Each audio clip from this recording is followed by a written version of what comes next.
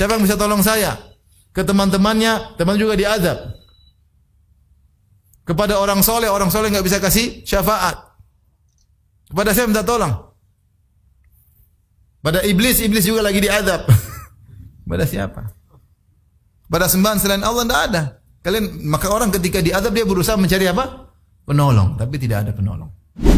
Jibril Radio 24 jam nonstop dengerin kajian tanpa ribet. Hadirin dan hadirat yang dirahmati Allah Subhanahu wa taala, insyaallah kita lanjutkan dari penjelasan ayat-ayat dalam surat Az-Zumar dan kita sampai pada ayat ke-53.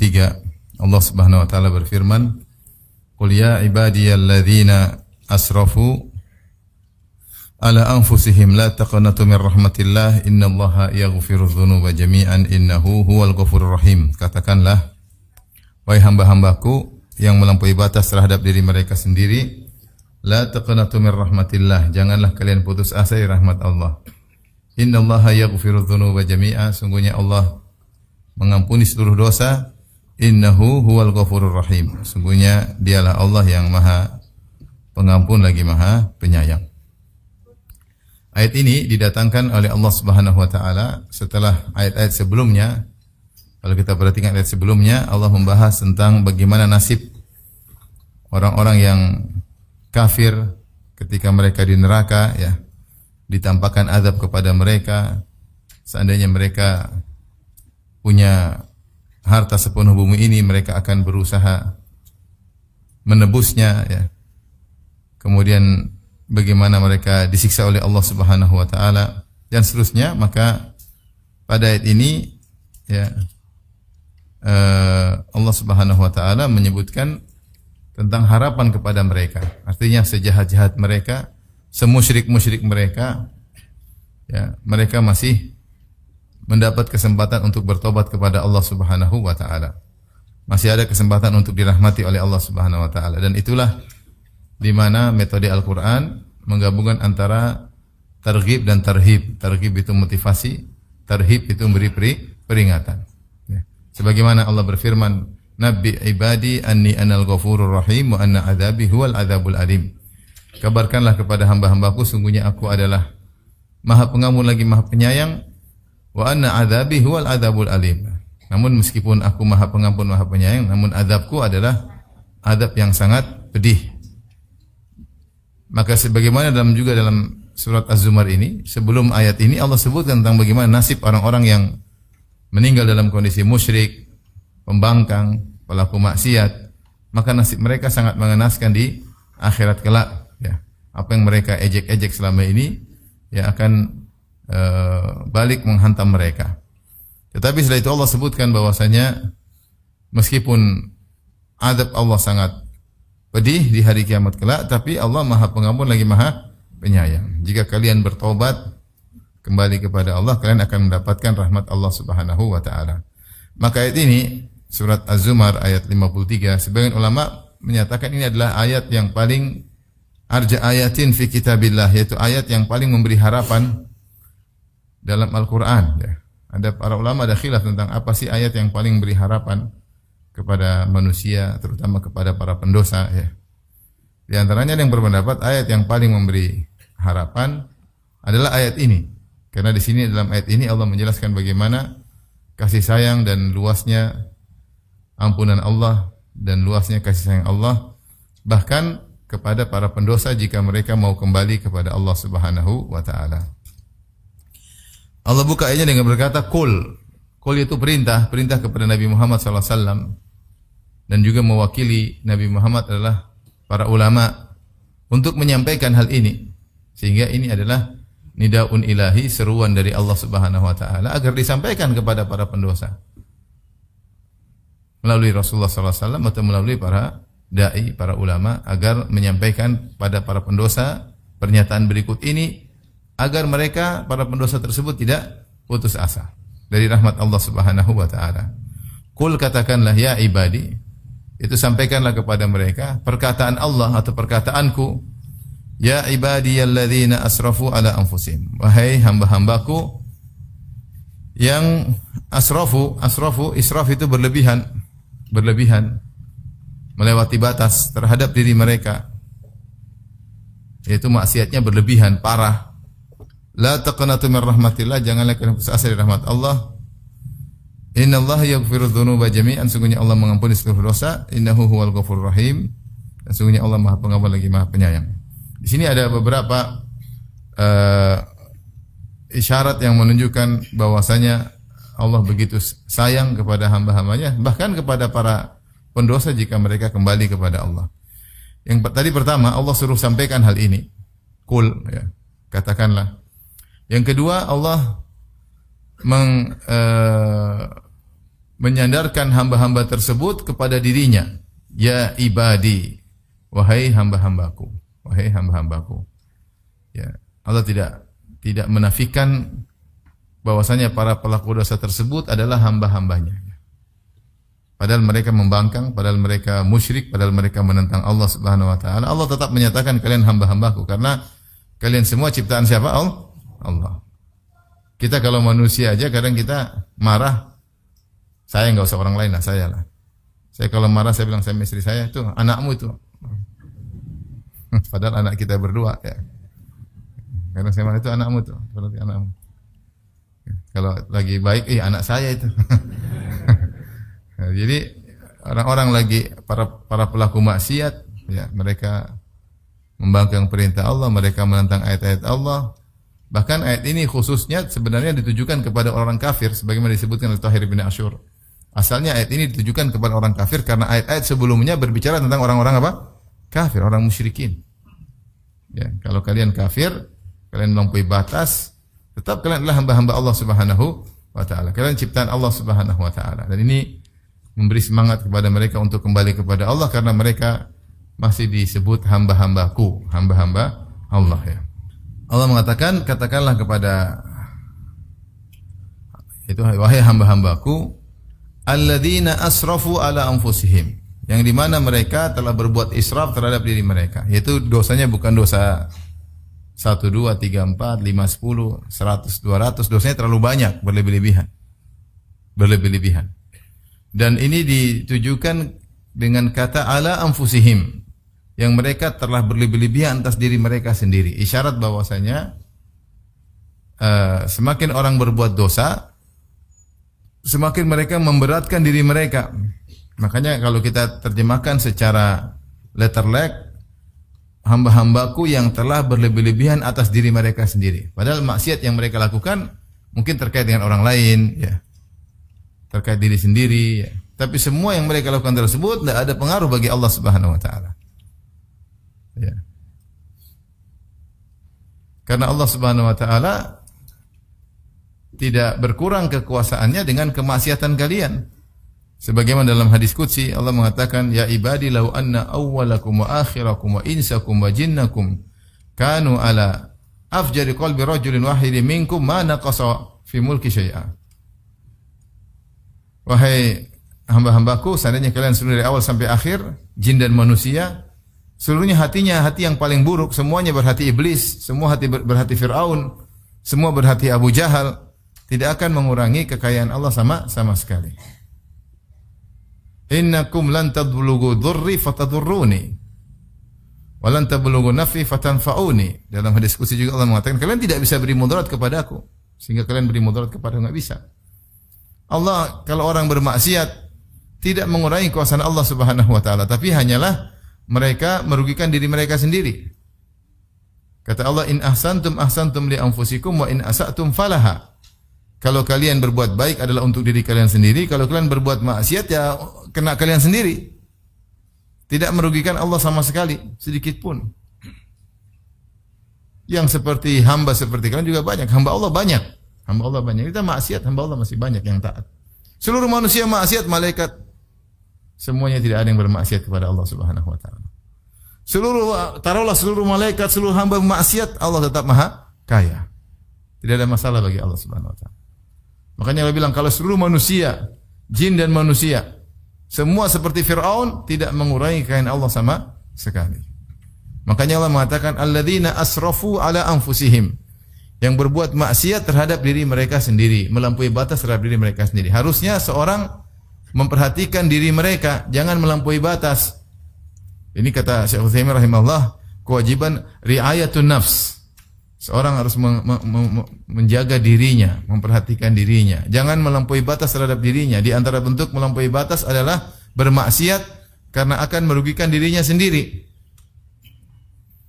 Ya. Akan merugikan dirinya sendiri. Ya. Oleh karenanya setiap orang bermaksiat, dia merugikan dirinya sendiri. Sini Allah mengatakan alladzina asrafu, dan asrafu dari israf maksudnya berlebih-lebihan, itu maksiat sangat parah. Saya katakan tadi sebagian ulama seperti Tahir bin Asyur mengatakan ayat ini asalnya turun buat orang-orang musyrikin, orang kafir. Tetapi include di dalamnya juga termasuk para pelaku maksiat dari kaum mukminin. Ya. Makanya Allah tidak mengatakan ya ayyuhalladzina amanu ya ayyuhalladzina, tapi ya ibadi, agar umum, wahai hamba-hambaku. Wahai hamba-hambaku. Kemudian kata Allah, la taqnatu min rahmatillah. Janganlah kalian putus asa dari rahmat Allah Subhanahu wa taala. Kalian yang musyrik, kalian yang kafir, kalian yang melakukan dosa-dosa, maka janganlah kalian putus asa dari rahmat Allah. Kunut yaitu putus asa. Ada yang mengatakan kunut adalah syiddatul ya'as, yaitu puncak dari keputusasaan. Putus asa bertingkat-tingkat. Yang paling parah disebut dengan al-kunut. Karena begitu banyaknya dosa, terkadang buat orang putus asa. Ibn Taimiyah rahimahullah menyebutkan bentuk putus asa terkait dengan dosa ada dua model. Yang pertama, karena dosa yang dia lakukan sangat banyak sehingga dia merasa tidak mungkin Allah ampuni saya karena terlalu banyak. Terlalu banyak, gimana Allah ampuni? Yang kedua bisa jadi putus asa karena dia mengatakan syarat terima tobat susah. Sepertinya saya tidak bisa memenuhi. Sehingga saya enggak mau bertobat. Contoh pertama kata Ibnu Taimiyah seperti fatwa yang disampaikan oleh ahli ibadah kepada pembunuh 99 nyawa. Ketika ada seorang sudah membunuh 99 nyawa, dia mencari a'lami ahlil ard. Dia mencari penduduk bumi yang paling berilmu. Namun qadarullah dia bertemu dengan orang yang paling ahli ibadah, bukan ahli ilmu. Dan ahli ibadah ilmunya kurang sehingga terkadang berfatwa dengan perasaan. Sehingga ketika dikatakan kepada ahli ibadah, dia bertanya, saya sudah bunuh 99 nyawa, apakah saya masih bisa bertobat? Maka ahli ibadah mengatakan, enggak mungkin. Bagaimana Allah menerima tobatmu kau sudah membunuh 99 nyawa? Artinya bunuh satu orang aja dosanya begitu besar, apalagi 99 nyawa. Di sini ahli ibadah berfatwa dengan perasaan. Ya, sehingga dia menutup pintu tobat bagi orang ini. Akhirnya orang ini ngamuk, sekaligus saja kamu juga saya bunuh, jadi 100 orang. Tapi ternyata dia masih penasaran. Dia tahu ini bukan orang alim. Maka dia ingin cari orang alim untuk bertanya lagi. Hanya di antara sebab orang putus asa kadang-kadang tadi, yaitu ketika dia merasa dosanya sangat besar. Mungkin dia sudah membunuh, mungkin dia sudah durhaka, mungkin dia sudah berzina sekian puluh zina, mungkin dia sudah merampas orang, dia membunuh satu keluarga, bunuh macam-macam. Sehingga dia merasa kayaknya enggak bakalan saya diterima taubatnya, maka dia tidak mau bertobat, dia putus asa dari rahmat Allah Subhanahu wa taala. Yang kedua, dia bisa jadi putus asa karena dia melihat syarat taubat itu sangat berat. Ya, kita tahu di antara syarat taubat Allah menyebutkan yang pertama al-iqla' anidz dzam, meninggalkan dosa. Yang kedua an-nadam, menyesali perbuatan dosa tersebut. Yang ketiga al-azm ala adamil audah, bertekad untuk tidak mengulangi. Dia bilang ini tiga susah. Gimana saya mau bertobat? Saya masih semangat maksiat, masih senang bermaksiat. Kamu bertobat, tobat gimana? Saya masih riba terus, gimana saya mau tobat? Kayaknya enggak. Dia enggak mau bertobat karena dia merasa dia enggak bakalan memenuhi persyaratan apa? Tobat. Sehingga cuma Allah tidak akan terima, saya masih. Jadi dia tidak bertobat akhirnya. Ini putus asa dari rahmat Allah Subhanahu wa taala. Sehingga akhirnya hatinya menjauh. Seharusnya kalau seorang merasa sulit untuk bertobat, dia berdoa kepada Allah, Rabbi ghfirli wa tub alayya innaka antat tawwabur rahim. Ya Allah, ampunilah aku dan tobat. Wa tub alayya ada dua makna. Wa tub alayya bisa maknanya ya Allah, kalau aku bertobat terimalah tobatku. Kalau aku belum bertobat, ilhamkanlah aku untuk bertobat. Dan meskipun seorang belum bisa meninggalkan dosa, dia minta ampun kepada Allah Subhanahu wa taala. Dia mungkin sampai pada derajat istighfar, ya Allah ampuni aku belum bisa meninggalkan dosa ini. Tapi dia masih berharap rahmat Allah Subhanahu wa taala. Maka bisa jadi seorang putus asa rahmat Allah dari dua sisi ini. Pertama, dosa yang dilakukan terlalu besar sehingga dia kayaknya tidak bakalan diampuni. Mungkin dia menyiksa orang, mungkin dia bunuh orang, mungkin dia kejam atau apa. Yang kedua, mungkin dia melihat syarat tobat terlalu susah sehingga dia merasa nggak bisa. Maka Allah mengatakan, la taqnatu min rahmatillah. Jangan putus asa dari rahmat Allah Subhanahu wa taala. Jangan ya. Apapun besar apapun dosanya, Allah akan ampuni. Makanya Allah mengatakan setelah itu, innallaha yaghfiru dzunuba jami'a. Sungguhnya Allah itu mengampuni seluruh dosa. Az-dzunub jamak dari dzam. Az-dzunub itu adalah dosa-dosa. Jamak dari dzambun. Dzambun jamaknya dzunubun. Dan kita tahu lafal jamak memberikan faedah keumuman. Kalau kita artikan seandainya ayat Allah cuma sampai innallaha yaghfiru dzunub, maka sudah bisa dipahami sungguhnya Allah mengampuni seluruh dosa-dosa. Karena az-dzunub sini lafal umum, mencakup seluruh dosa-dosa. Apalagi Allah tambah dengan penekanan takkid jami'an. Yaitu kalau kita artikan sungguhnya Allah mengampuni semua dosa seluruhnya. Jadi penekanan. Agar tidak usah diragukan dosa apapun, sebesar apapun, sebanyak apapun, Allah akan mengampuni dosa-dosa tersebut seluruhnya tanpa terkecuali. Tanpa terkecuali. Maka Allah mengatakan di akhirnya, innahu sungguhnya Allah itu huwal ghafurur rahim. Dialah Maha Pengampun lagi Maha Penyayang. Huwa di sini dhamirul fasl. Ada beberapa faedah. Yang pertama di antara faedahnya adalah untuk penekanan, yaitu innahu huwal ghafurur rahim. Sungguhnya Dialah Allah yang Maha Pengampun lagi Maha Penyayang. Dan ada yang mengatakan untuk faedah al-hasr, hanya Allah lah sajalah yang bisa seperti ini, yang bisa mengampuni seluruh dosa dan bahkan merahmati orang-orang yang pernah berdosa kemudian kembali kepada Allah. Hanya Allah yang bisa seperti ini. Maka ini memberi harapan yang seluas-luasnya kepada orang-orang yang terjerumus dalam dosa-dosa. Tapi kalau ada yang berkata, Ustaz, bukankah dalam ayat yang lain dalam surat Ghafir Allah mengatakan wa annal musrifina hum ashabun nar, dan sungguhnya orang-orang melebih-lebihan yaitu israf, mereka penghuni neraka jahanam. Benar, ada ayat seperti itu. Tapi kata para ulama, kalau kita kompromikan dengan ayat ini, di sini Allah mengatakan orang-orang yang israf, berlebih-lebihan dalam bermaksiat, mungkin diampuni atau tidak? Mungkin. Tapi dalam ayat yang lain Allah mengatakan wa annal musrifina hum ashabun nar, orang-orang melampaui batas mereka itulah penghuni neraka jahanam. Maka ayat yang dalam surat Ghafir wa annal musrifina hum ashabun nar, sungguhnya orang-orang melampaui batas mereka adalah penghuni neraka jahanam, dibawa kepada dua kemungkinan. Pertama, maksudnya mereka kafir, israf maksudnya orang kafir sehingga mereka tidak akan diampuni.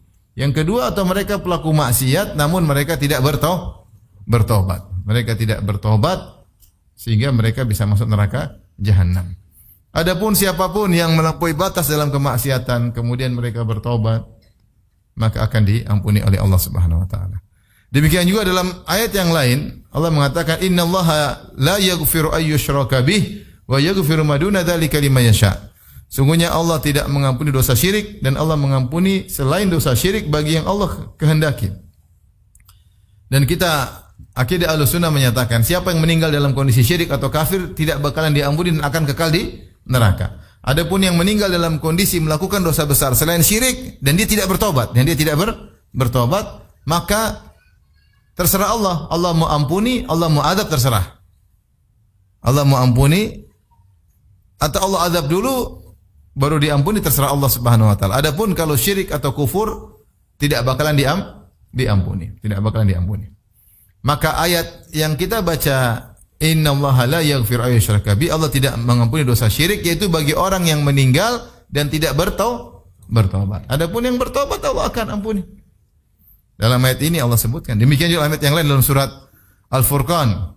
Kata Allah walladzina la yad'una ma'allahi ilahan akhar wa la yaqtuluna nafsa allati harramallahu illa bil haqq wa la yaznun wa may yaf'al dzalika yalqa athama yudha'af lahu al'adzabu yawmal qiyamati wa yakhludu fihi muhana illa man taba wa amana wa amila amalan salihan fa ulaika yubaddilullahu sayyi'atihim hasanat wa kana Allahu ghafurur rahima wa man taba wa amila salihan fa innahu yatubu ila Allahi mataba. Kata Allah Subhanahu wa taala, di antara ciri-ciri ibadur rahman yaitu orang-orang yang tidak pernah berbuat syirik, orang-orang yang tidak pernah membunuh orang lain, dan orang yang tidak pernah berbuat zina. Wa ma yaf'al dzalika, siapa yang melakukan ini, dia syirik, dia bunuh orang, dia zina, yalqa asama, dia akan mendapatkan dosanya di hari kiamat kelak, yudha'af lahul adabu yaumil qiyamah, dan dia akan disiksa dengan siksaan dilipat gandakan di neraka, wa yakhulud fihi muhana, dan dia akan kekal dalam neraka, kekal karena dia syirik. Kekal, tapi kata Allah, jadi dia sudah syirik, bunuh orang, zina. Bagaimana di neraka kekal? Namun kata Allah, illa man taba, kecuali yang bertaubat. Kecuali yang bertaubat. Jadi kalau bertaubat masih bisa kembali ya. Makanya dalam sebagian riwayat ketika turun ayat ini, saya carikan, saya bacakan ayat ini. Saya bacakan dari Ibnu Abbas, sebab nuzul ayat ini, kata Ibnu Abbas radhiyallahu anhuma, anna nasan min ahli syirik kanu qad qatalu wa aktsaru. Ada sekelompok orang dari kaum musyrikin dahulu di zaman mereka syirik, dahulu sebelumnya, jadi ada orang musyrikin, mereka sangat biadab. Mereka telah membunuh dan banyak membunuh orang lain.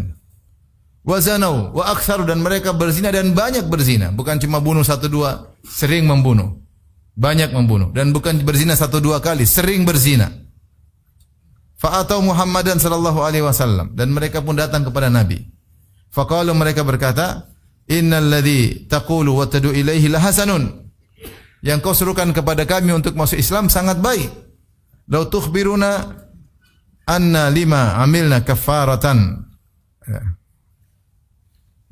apakah ada kafarah terhadap dosa-dosa yang kami lakukan, yaitu kami sudah banyak membunuh, sudah banyak berzina.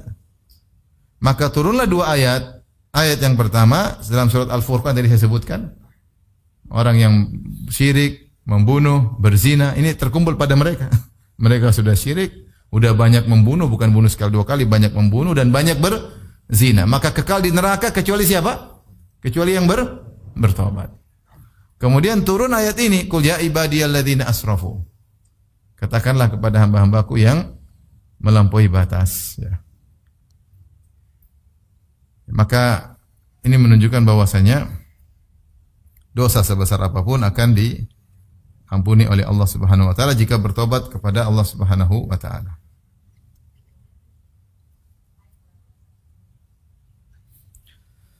Baik, di sini Allah mengatakan la taqnatu min rahmatillah, jangan tersaik rahmat Allah Subhanahu wa taala. Dan Allah mengatakan bahwasanya dirinya Al-Ghafur. Al-Ghafur diambil dari mikfar ya. Yang mikfar sebagaimana sering kita sampaikan adalah helm yang dipakai prajurit dalam peperangan, dan fungsinya dua, menutup kepala dan menghalangi hantaman pedang atau tombak atau panah agar tidak mengenai kepala. Tidak semua menutup kepala disebut mikfar. Kalau hanya fungsinya menutup tidak dikatakan mikfar, seperti songkok, seperti sorban, seperti gutrah ya. Itu tidak disebut mikfar. Mikfar itu harus helm yang menutup, melindungi, bukan sekadar menutup tapi melindungi. Sehingga ketika kita berdoa kepada Allah, Rabbi ghufirli, ya Allah ampunilah aku, ya Allah berilah aku maghfirah.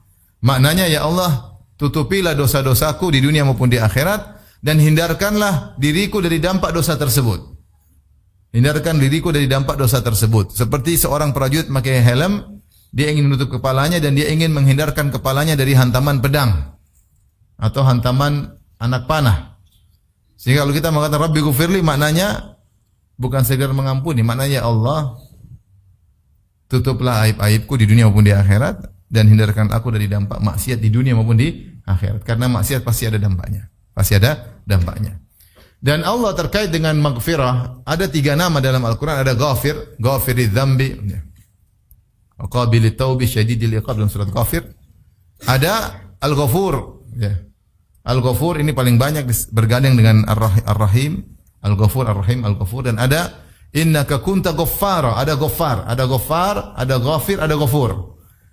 Sebenarnya membahas Ghafir yaitu makna umum, Allah Maha mengampuni, menutupi aib dan menghindarkan dosa-dosa dari dampaknya.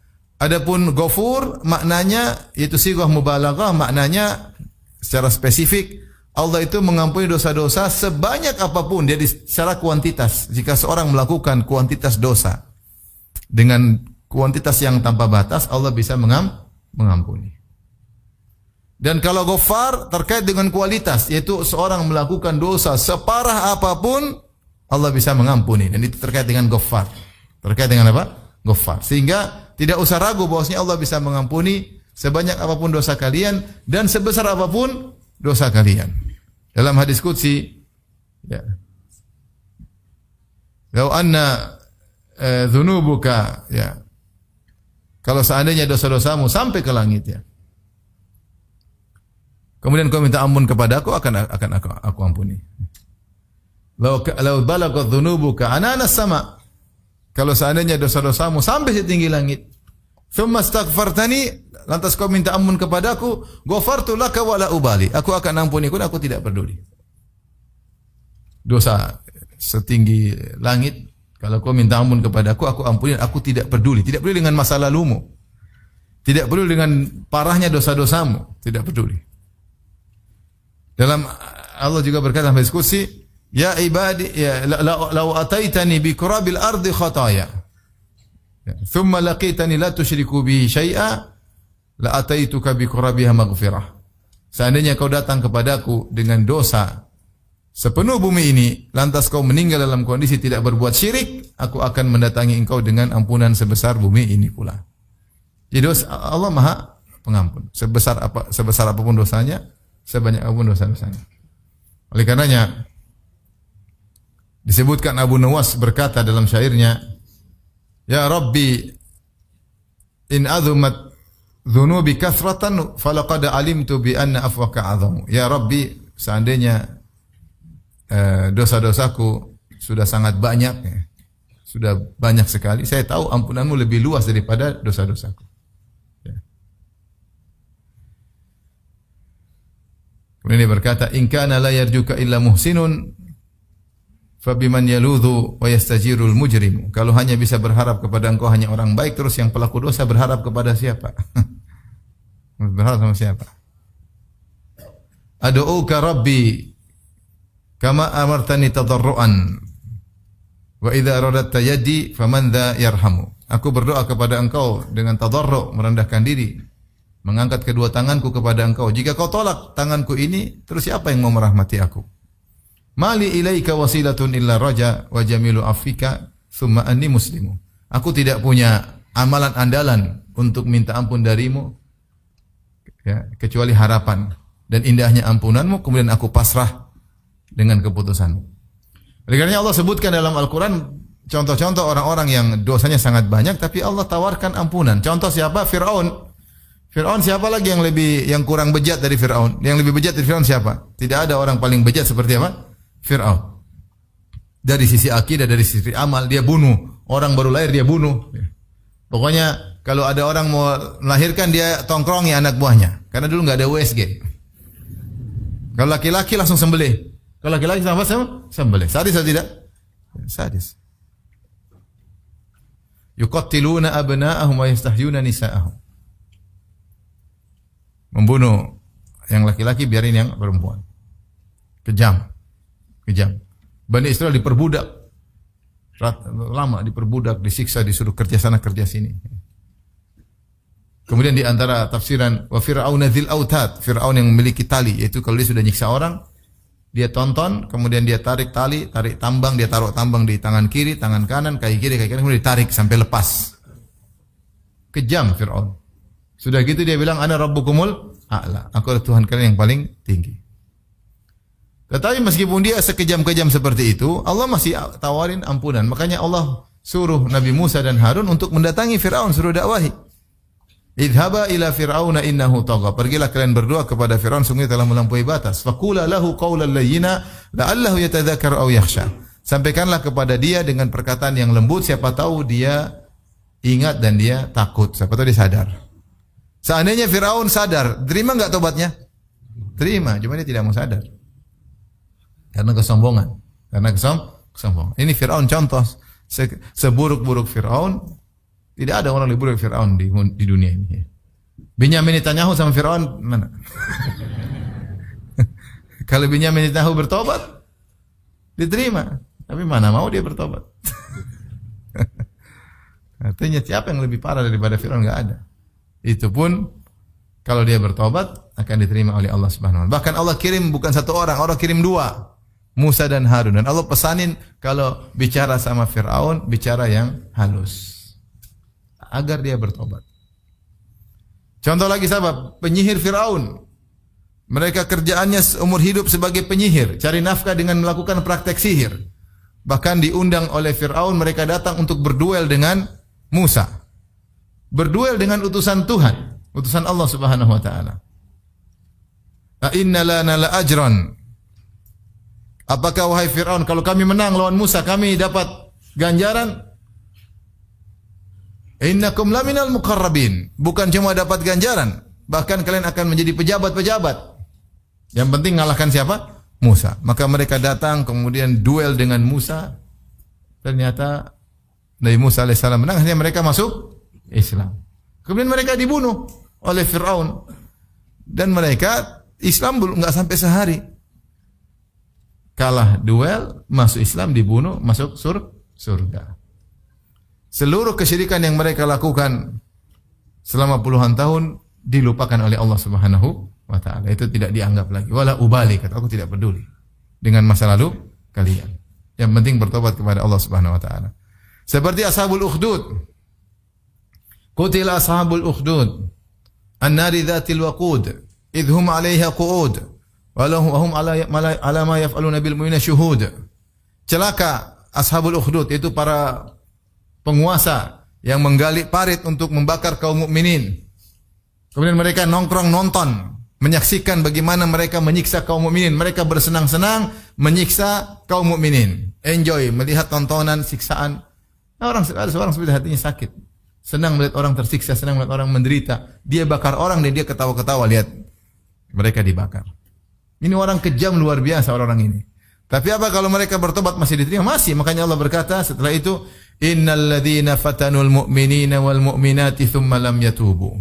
Sungguhnya orang-orang yang membakar kaum mukminin dan kaum mukminat, kemudian mereka tidak bertobat, falahum adzabu jahannam walahum adzabul harik, maka mereka akan mendapatkan adab neraka jahanam dan adab yang membakar. Di sini kata Allah tsumma lam yatubu, kemudian mereka tidak bertobat. Artinya kalau mereka bertobat diterima enggak? Diterima. Sampai Hasan al-Basri mengatakan, "Unzuru ila karamillah." Lihatlah bagaimana baiknya Allah kepada mereka ini, ashabul ukhdud. Qatalu awliya Allah. Mereka telah bunuh wali-wali Allah dengan cara pembunuhan yang sadis. Bukan cuma ditikam, dibakar hidup-hidup. Dibakar mama, anak, suami, keluarga dibakar. Satu melihat yang lainnya dibakar. Sebelum satu dibakar, satunya dulu dibakar sehingga saling melihat. Mengerikan dan mereka ketawa-ketiwi menyaksikan. Tapi kalau mereka bertobat masih bisa diterima oleh Allah. Sayangnya mereka tidak bertobat. Jadi rahmat Allah sangat luas. Ya. Makanya Allah mengatakan innallaha yaghfiru dzunuba. Sungguhnya Allah mengampuni seluruh dosa tanpa terkecuali. Sebesar apapun, syirik, kufur, ya. Semuanya Allah akan ampuni kalau bertobat kepada Allah Subhanahu wa taala. Setelah Allah mengatakan innahu, dialah Allah huwal ghafurur rahim, yang hanya Allah lah, dialah yang Maha Pengampun lagi Maha Penyayang. Di sini Allah gandengkan Al-Ghafur dengan Ar-Rahim. Ar-Rahim Maha Penyayang. Syekh Utsaimin rahimahullah mengambil faedah bahwasanya jika seorang melakukan dosa kemudian dia bertobat, bisa jadi kedudukannya lebih tinggi daripada sebelumnya. Karena Allah mengatakan Ar-Rahim. Ar-Rahim yaitu menunjukkan ada suatu kebaikan baru yang Allah berikan kepadanya. Selain Allah ampuni, Allah berikan dia kebaikan. Makanya orang yang diampuni oleh Allah bukan cuma jadi nol, cuma bahkan dikasih bonus, ya. Dikasih bonus di dunia maupun di akhirat. Bukan cuma nol. Kalau kita di dunia kan ada orang salah sama kita, udah saya maafin. Sudah, saya maafin. Enggak apa-apa, sudah. Jangan ulang lagi ya. Enggak ada kita bilang ini saya maafin, ini mobil buat kamu. Ada enggak begitu? Enggak ada. Kalau paling nol aja. Mulai dari nol ya, iya nol. Jangan ulang ya, ulang Mas. Enggak ada kita ampuni terus kita kasih mobil.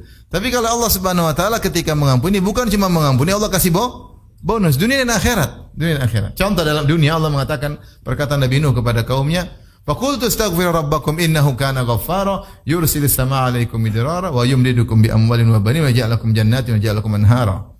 Aku katakan kepada kalian, bertobatlah, beristighfarlah kepada Rabb kalian, sungguhnya Allah Maha Pengampun. Kalau kalian bertobat, yursil sama alaikum midrar. Kita sekarang musim kemarau, Allah akan turunkan hujan berkah yang deras. Bukan ini dunia enggak? Dunia. Bukan cuma itu. Wa yumdidukum bi amwalin wa banin, bahkan Allah perbanyak harta kalian dan Allah perbanyak anak-anak kalian. Wa yaj'al lakum jannatin wa yaj'al lakum anhara, dan Allah akan tumbuhkan kebun-kebun yang indah dan Allah akan bukakan sungai-sungai bagi kalian. Syaratnya bertobat. Berarti kalau mereka bertobat bukan cuma 0, bahkan dapat bonus duniawi. Kemudian juga misalnya dalam ayat yang Allah mengatakan Ya ayyuhalladzina amanu tubu ila Allahi taubatan nasuha asa rabbukum ayyukaffira ankum sayyi'atikum wa yudkhilakum jannatin tajri min tahtihal anhar. Wahai orang yang beriman, bertobatlah kepada Allah yang taubat yang sesungguhnya, taubatan nasuha. Ya. Asallahu ayyukaffira ankum sayyi'atikum. Allah akan mengampuni dosa-dosa kalian. Belum titik, masih koma. Kemudian kata Allah, wa yudkhilakum jannatin tajri min tahtihal anhar. Allah akan masukkan ke dalam surga. Jadi bukan cuma 0, bahkan dimasukkan dalam surga. Karena Ar-Rahim, Ghafur Rahim, Ghafur terkait dengan diampuni dosa, Ar-Rahim menunjukkan ada suatu kebaikan baru yang Allah berikan kepada orang yang bertobat. Makanya Ibnu Qayyim membahas ya tentang bagaimana kondisi seorang sebelum seandainya dia tidak berdosa. Ada 2 orang, satu tidak berdosa, yang satu beramal soleh kemudian bermaksiat kemudian bertobat. Si A dia tidak berdosa. Taruhlah kita bicara waktu misalnya setahun. Ada 2 orang, si A dan si B. Si A selama setahun tidak berdosa. Taruhlah dia tidak pernah berdosa, rajin ibadah. Si B 3 bulan pertama taat, kemudian 5 bulan maksiat. Tinggal berapa bulan setahun? 4 lagi. Kemudian 4 bulan dia bertobat. 3 bulan taat sama temannya, si A sama-sama start nih. Sama-sama start. Ketika bulan ketiga, si A masih terus taat, si B bermaksiat. Bulan 3, bulan 4, bulan 5, bulan 6, bulan 7, bulan 8, si A terus taat. Si B masih tenggelam dalam maksiat sampai bulan ke-8. Ketika bulan ke-9, si A masih terus ketaatan, si B baru balik menuju ke taatan. Bulan ke-9, 10, 11, 12. Nah, ketika di ujung, mana yang lebih mulia di sisi Allah, si A atau si B? Kenapa si B? Maksiat lebih mulia gimana? Gimana?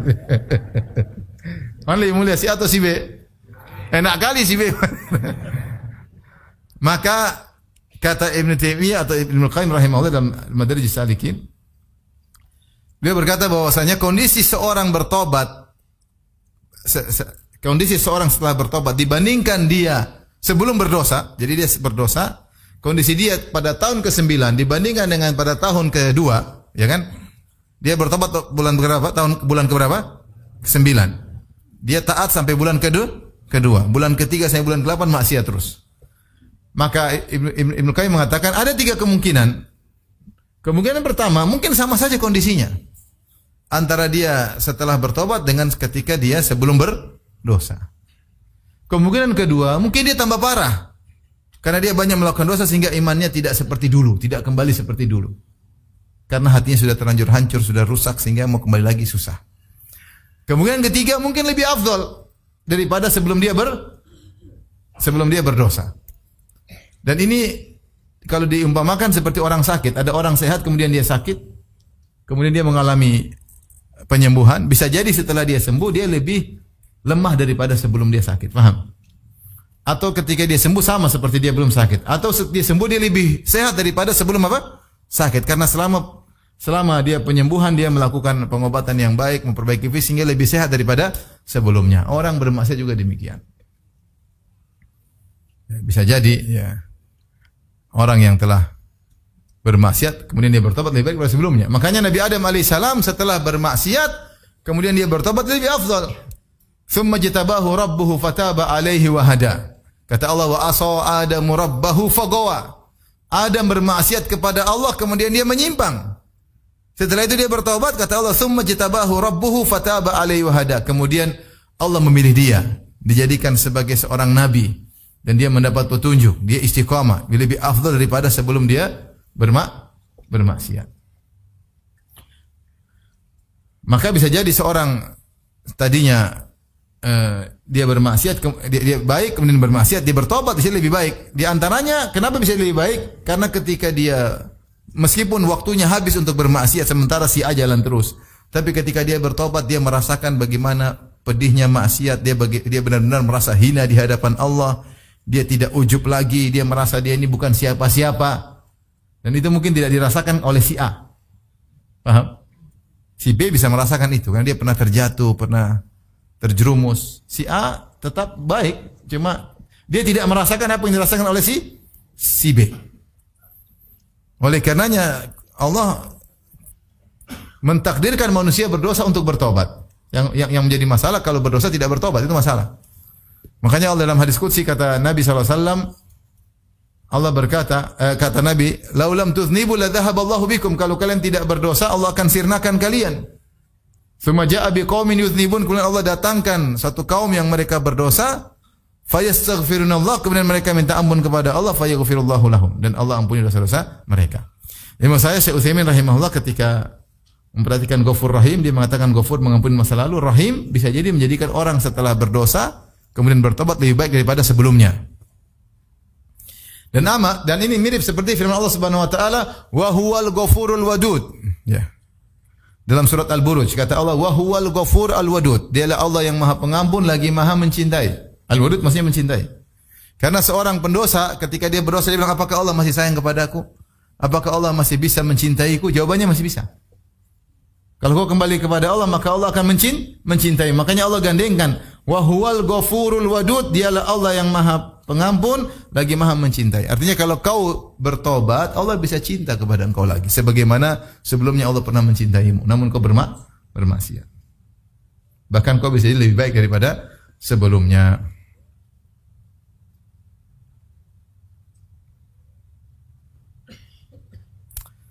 Taib. Jadi seorang jangan pernah putus asa kepada Allah Subhanahu wa taala. Kapan dia bermaksiat, jangan dia pernah tunda tobat, segera bertobat kepada Allah Subhanahu wa taala. Meskipun nanti terjatuh lagi tobat lagi. Jatuh lagi tobat lagi, istighfar lagi, tobat lagi. Kita lanjutkan ayat berikutnya, wa anibu ila rabbikum wa aslimu lahu. Kembalilah kepada Rabb kalian dan Islamlah kepada Allah Subhanahu wa taala. Ini makanya Tahir bin Asyir mengatakan wa aslimu lahu, ini isyarat bahwasanya ini turun kepada orang kafir, orang musyrikin. Hendaknya kalian Islam. Atau secara umum ada yang menafsirkan ini terkait seluruh pelaku maksiat, kafir atau mukmin. Kata Allah, wa anibu ila rabbikum, kembalilah kepada Rabb kalian itu dengan amalan hati kalian. Wa aslimu lahu, dan tunduklah kepada Allah dengan raga kalian. Ya. Jadi hati dan raga kembalilah kepada Allah Subhanahu wa taala. Dan firman Allah, ila rabbikum, kepada Rabb kalian, ya, untuk menunjukkan kalian semangat. Kenapa Rabb? Maksudnya pencipta kalian. Kenapa kalian ragu? Yang ciptakan kalian siapa? Allah. Yang kasih rezeki sama kalian siapa? Allah. Yang mengilhamkan kalian untuk bertobat juga Allah. Jadi jangan ragu untuk kembali. Itu pencipta kalian. Kalau kita bilang kepada manusia, kembalilah kepada ibumu, orang semangat ibunya, kok bukan orang lain. Tapi kalau bilang minta maaf sama bos, takut. Tapi kalau minta maaf sama ibu, berani gak orang? Berani, karena dia tahu ibu sayang sama dia. Kalau sana minta maaf sama bos, takut digampar sama bos. Tapi kalau sama ibu beda. Padahal kasih sayang Allah kepada hambanya lebih daripada ibu kepada anaknya. Maka Allah mengatakan, wa anibu ila rabbikum, kembalilah kepada Rabbmu yang telah menciptakan engkau, yang telah membentuk engkau, yang beri rezeki padamu, yang mengatur dirimu. Kembalilah kepada Rabb kalian. Wa aslimu lahu, dan tunduklah kepadanya, yaitu kembali dengan amalan hati dan amalan jawarih. Dan ketika firman Allah ila rabbikum, kepada Rabb kalian, dan juga lahu, kepada Allah, menunjukkan taubat harus ikhlas. Kita taubat itu untuk Allah, taubat amal soleh. Jadi taubat bukan untuk kita pamerkan, bukan untuk kita riakkan. Dan taubat karena Allah, bukan karena duniawi. Contoh seorang saya berhenti merokok. Kenapa? Takut TBC. Ini bukan taubat karena Allah, tapi taubat karena TBC. Bukan. Saya enggak berani korupsi, takut berhenti taubat dari korupsi, takut ditangkap KPK. Itu bukan taubat namanya. Itu bukan karena Allah, tapi karena KPK. Yang dimaksud taubat karena Allah. Kalau bukan karena Allah, enggak. Kalau bukan karena Allah, maka enggak. Taubat ikhlas karena Allah Subhanahu wa taala. Karena ada orang taubat karena duniawi. Kenapa taubat? Daripada diomongin orang. Teman-teman semua sudah hijrah, tinggal saya yang belum. Tiap hari ditanya-tanya, udah saya hijrah sekalian lah. Berarti bukan karena Allah, tapi karena nggak mau diomongin sama orang lain. Nah ini juga enggak benar. Taubat harus karena Allah. Wa aslimu lahu. Kata Allah, ingat, min qabli ayyatiyakumul adzabu thumma la tunsarun. Sebelum datang kepada kalian azab dan kalian tidak bisa ditolong lagi. Azab bisa datang tiba-tiba atau nanti hari kiamat kelak. Azab bisa datang.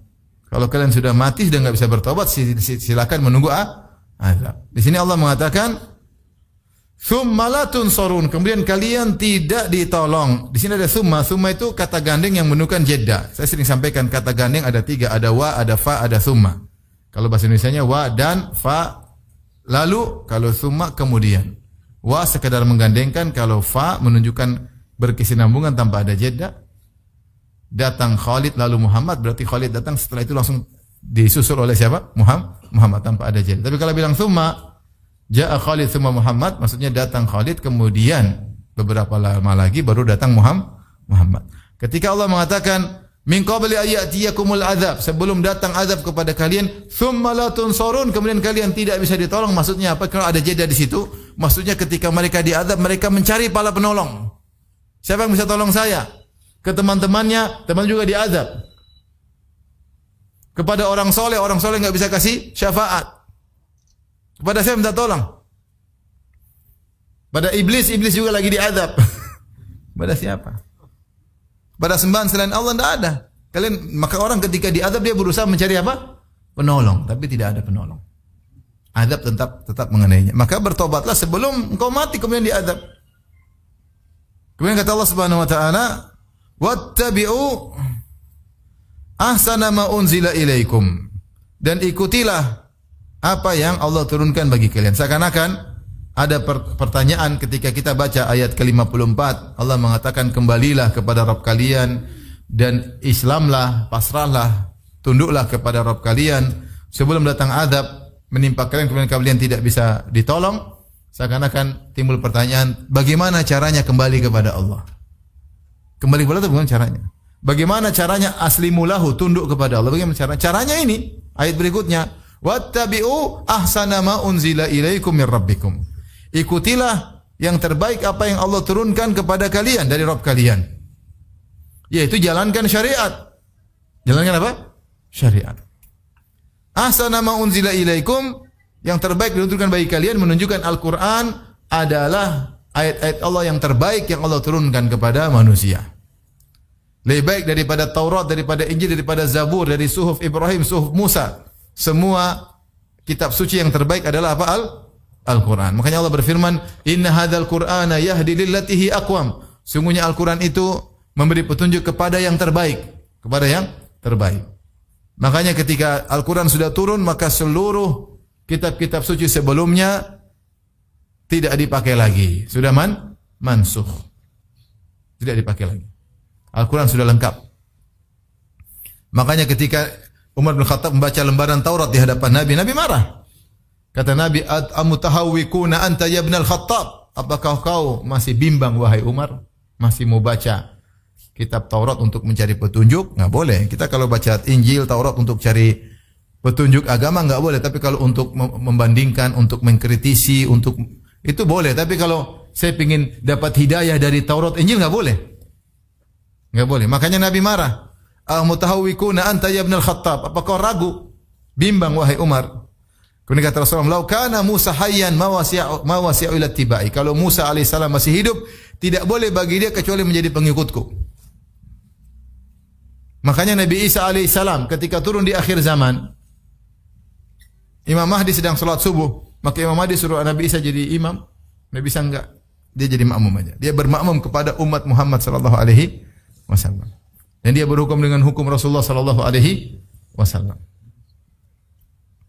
Jadi kata Allah, wattabi'u ahsana ma unzila ilaikum. Ikutilah sebaik-baik yang Allah turunkan kepada kalian, maksudnya Al-Quran. Jadi dalil bahwasanya Al-Quran sudah lengkap, Islam sudah lengkap, tidak butuh dari ajaran lain. Kalau urusan agama tidak perlu yang lain, tidak perlu filsafat, tidak perlu yang lain, enggak perlu. Enggak perlu Yahudi, enggak perlu Nasrani, enggak perlu Buddha, enggak perlu Hindu, enggak perlu filsafat Yunani, enggak perlu. Al-Quran sudah sempurna. generasi sahabat sudah sempurna tanpa ada pemikiran-pemikiran luar yang masuk, yang dompleng dalam agama mereka. Mereka sempurna. Ngapain kita cari-cari hidayah dari selain? Enggak. Tidak perlu. Kalau urusan dunia silakan. Selama tidak melanggar syariat. Kata Allah, min qabli ayyatiyakumul adzabu baghtatan wa antum la tash'urun. Sebelum datang azab kepada kalian, sementara tiba-tiba, baghtah tiba-tiba, sementara kalian tidak sadar. Ini ngeri. Kematian sering datang tanpa sadar. Lagi di puncak-puncak kesenangan tiba-tiba mati. Afa amina ahlul qura ayyatiyahum ba'suna bayata wa hum naimun. Awa amina ahlul qura ayyatiyahum ba'suna dhuha wa hum yal'abun. Afa aminu makrallah. Kata Allah Subhanahu wa taala, fala ya'manu makrallah illa al-qaumul khasirun. Kata Allah Subhanahu wa taala, ya.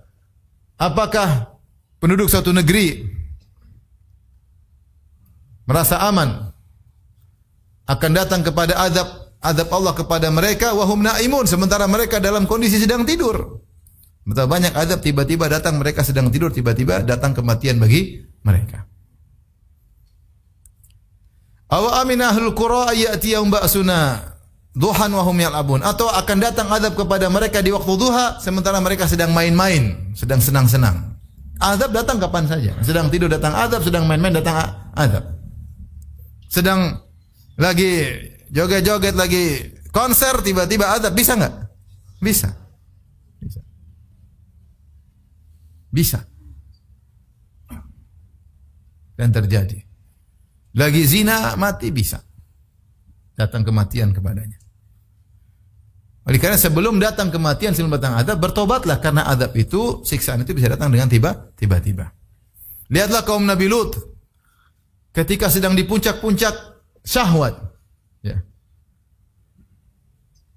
Ketika datang para malaikat kepada Nabi Lut dalam menjelma dalam bentuk manusia yang tampan-tampan. Akhirnya istri Nabi Lut berkhianat, dia laporkan kepada kaumnya karena istri Nabi Lut dari Akamsi, orang setempat. Dia lapor kaumnya ada tamu-tamu ganteng. Maka mereka yuhra'un, mereka sudah bersyahwat, bergejolak. Karena sudah lama mereka ingin cari pasangan baru yang ganteng-ganteng. Artinya mereka datang dengan penuh semangat syahwat. Dan mereka rayu Nabi Lut, mana tamunya, kasih kami tamu-tamu itu sini. Kata Nabi Lut, "Dhaifi fala tafdhon." Itu tamu-tamuku, jangan bikin malu saya. Bagaimana saya mau serahkan tamu-tamu saya? Kata Allah, "Wa laqad rawaduhu an dhaifihi." Mereka rayu Lut alaihissalam untuk menyerahkan tamu-tamu mereka di puncak-puncak syahwat. Kata Allah, "Fatamasna a'yunahum fadzuqu 'adzabi wa nudhur." Maka kami butakan mata mereka di saat-saat mereka melihat cowok-cowok tampan yang mereka ingin gauli, ternyata Allah tutup mata mereka. Fatamasna yang mengatakan itu mata mereka udah enggak ada lagi, langsung kulit nutup gini. Jadi terkadang azab itu atau siksaan itu datang di puncak-puncak maksiat, di puncak-puncak kesenangan. Itu banyak terjadi. Makanya Allah mengatakan wa antum la tash'urun, sementara kalian tidak sadar, tidak merasa, tahu-tahu datang azab. Waliyadzubillah ya. Maka bertobatlah sebelum hilang kesempatan. Bisa jadi mati tiba-tiba, bisa diazab tiba-tiba. Kalaupun enggak tiba-tiba, nanti di neraka akan datang azab. Kata Allah, "Antaqula nafsu ya hasrata ala ma farratu fi jambillah. Wa in kuntu laminas sakhirin." Khasyata an taqul, itu jangan sampai kau berkata nanti pada hari kiamat kelak. Penyesalan, ya hasrata, yaitu dari ya hasrati, sering ya diganti dengan alif, ya hasrata, sehingga jiwa akan berkata, sungguh besar penyesalanku.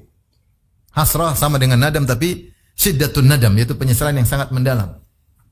Yaitu sungguh kerugian yang luar biasa yang aku rasakan sekarang.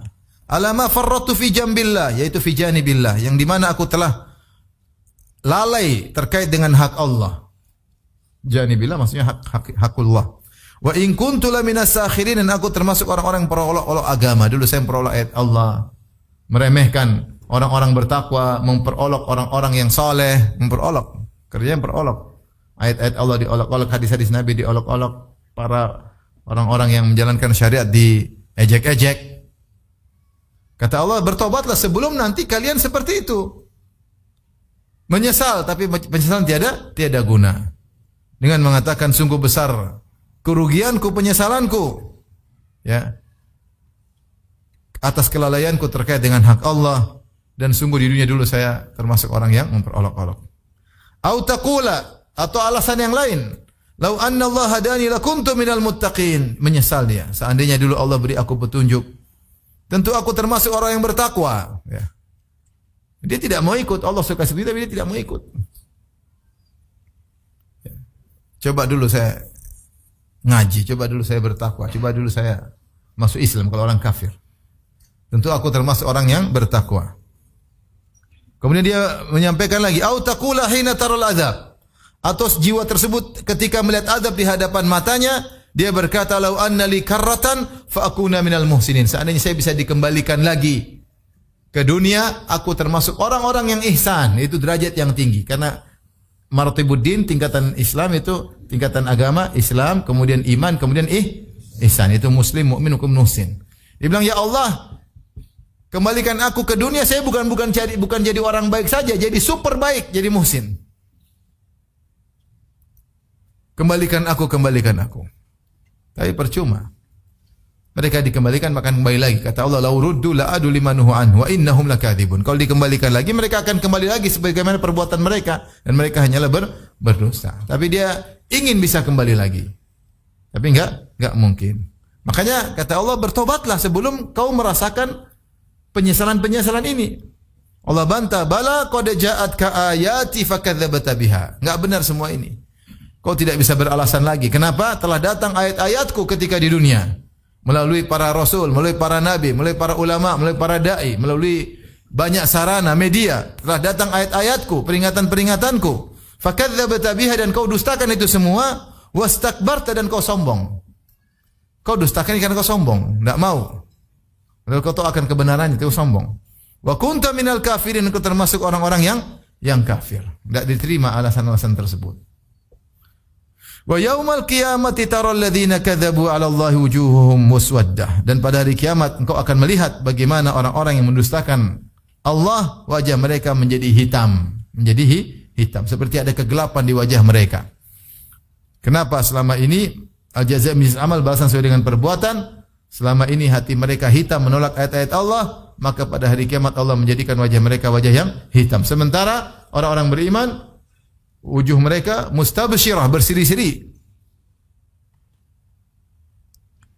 Alaysa fi jahannam mathwal lil mutakabbirin, dan bukankah di neraka jahanam tempat bagi orang-orang yang sombong. Jadi banyak orang menolak ayat Allah karena sombong. Orang kafir tidak mau karena sombong.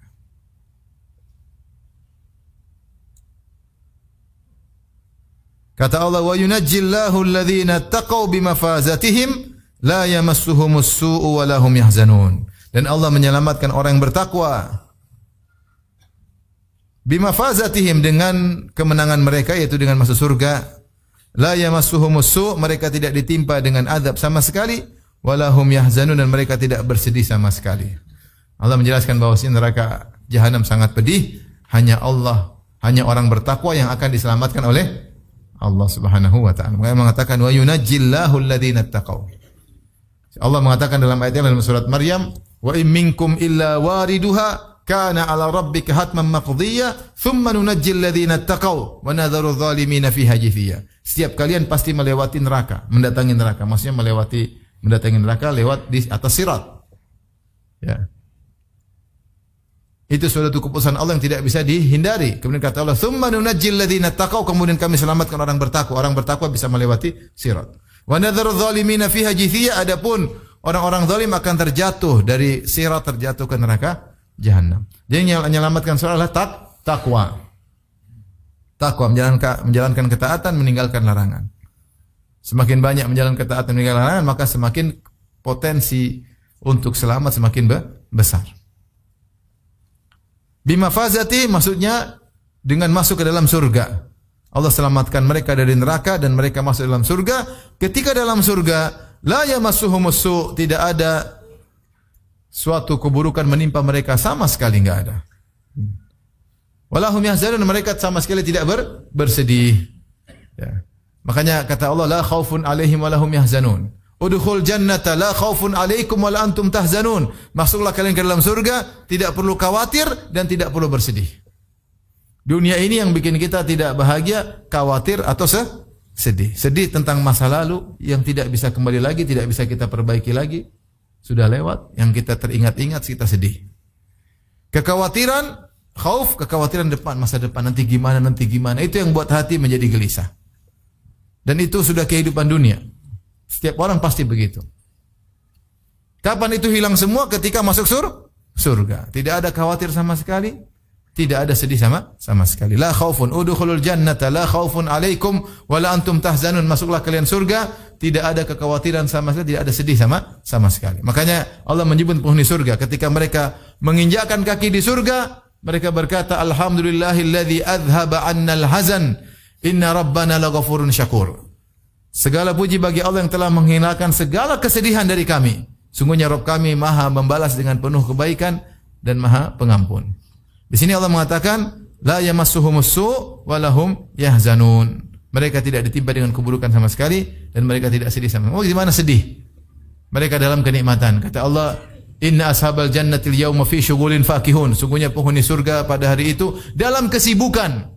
Dalam kesibukan. Kita ini sibuk, sok sibuk, enggak tahu sibuk apa. Entah sibuk dunia enggak jelas, sibuk ngalor ngidul enggak jelas, atau sibuk maksiat, atau sibuk apa? Sibuk zalim, sibuk. Di surga tidak ada kesibukan kecuali kesibukan kenikmatan. Makanya Allah mengatakan innal abrara lafi na'im. Sungguhnya orang-orang yang baik tenggelam dalam kenikmatan. Tenggelam. Lafi itu tenggelam dalam nikmat. Seluruh kanan kiri depan belakang ngalor ngidul wetan semua kenikmatan. Apa yang mereka lihat semuanya kenikmatan. Apa yang mereka sentuh semuanya kenikmatan. Apa yang mereka cium semuanya kenikmatan. Tidak ada semuanya kenikmatan. Dan mereka harus sibuk, enggak ada yang enggak sibuk. Makanya penghuni surga tidak boleh tidur. Kalau tidur berarti berhenti off dari kesibukan. Rasulullah ditanya, "Ayanamu ahlul jannah?" Apakah penghuni surga tidur? Kata Nabi, enggak. An-naumu akhul maut. Tidur itu temannya kematian, saudaranya kematian. Jadi kalau main sama bidadari enggak ada ngantuk, enggak ada. Mas. Enggak ada.